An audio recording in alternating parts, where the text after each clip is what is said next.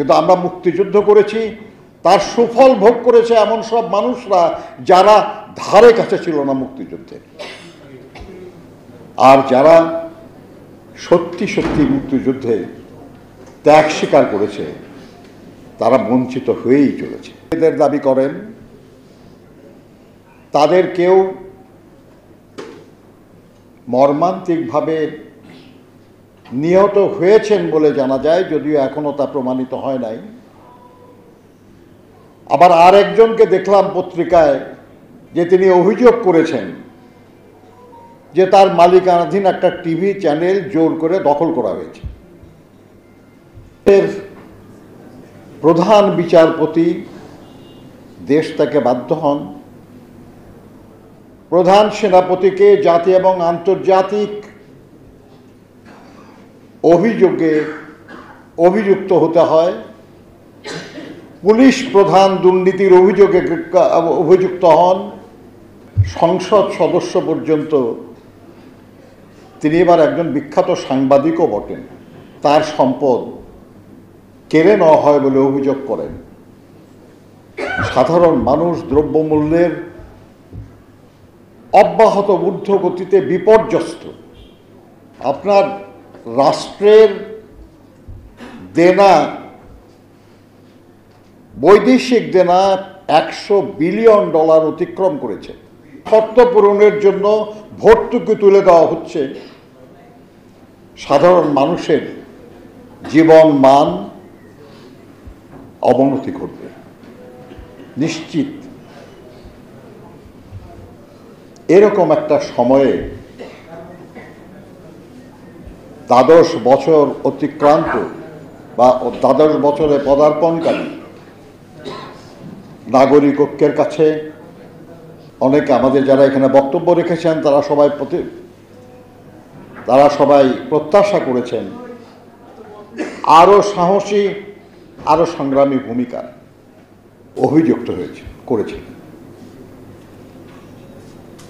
রাষ্ট্রের নিরাপত্তার দায়িত্বে নিয়োজিত প্রধান সেনাপতি রাষ্ট্রকে দুর্বল করার এবং দুর্নীতি অনাচারে লিপ্ত হওয়ার জন্য অভিযুক্ত। তাদেরই নিযুক্ত আরেকজন, যিনি দেশ থেকে অপরাধ দূর করার দায়িত্বে নিয়োজিত বাহিনীর প্রধান, পুলিশ প্রধান,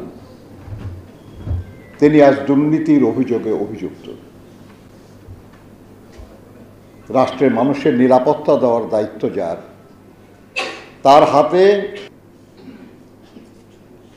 আজকে এই বণিক বার্তায় বললাম যে আমাদের বিদ্যুৎ খাতের দেনা $5 বিলিয়ন সমান। জিনিসপত্রের দাম বাড়ছেই। পত্রিকায় এসছে যে গরিব মানুষের উপর ট্যাক্সের বোঝা আগামী বাজেটে আরো বাড়বে।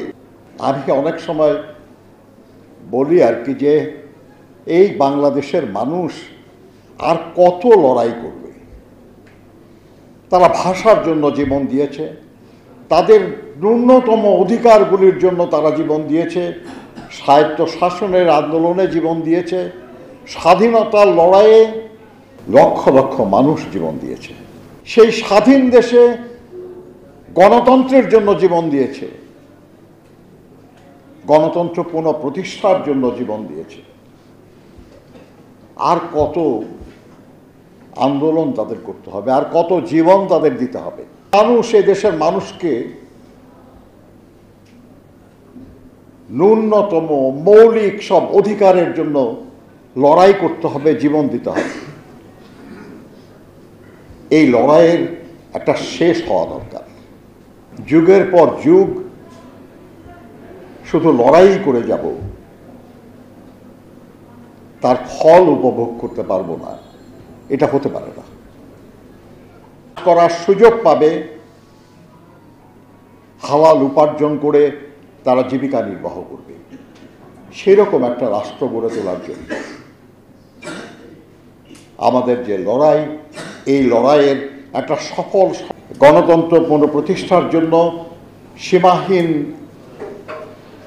সাহস নিয়ে ত্যাগ স্বীকার করে লড়াই সংগ্রাম অব্যাহত রেখেছেন, তাদের সবার কাছে একই কথা, আসুন এই লড়াইয়ের একটা শেষ দেখার জন্য এবং সেই লড়াইয়ে এমন একটা ব্যবস্থা আমরা অর্জন করি যাতে এদেশের মানুষদের আর জীবন দিতে না হয়, আর লড়াই করতে না হয়।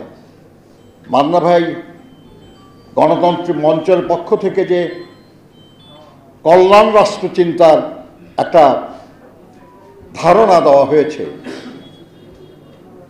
এই ধারণাকে আরো সমৃদ্ধ করে বাংলাদেশে জনগণের জন্য আমরা যথার্থই একটা কল্যাণ রাষ্ট্র প্রতিষ্ঠা করি, যে রাষ্ট্রে মানুষ নিশ্চিন্তে নির্বিঘ্নে ঘুমোতে পারবে।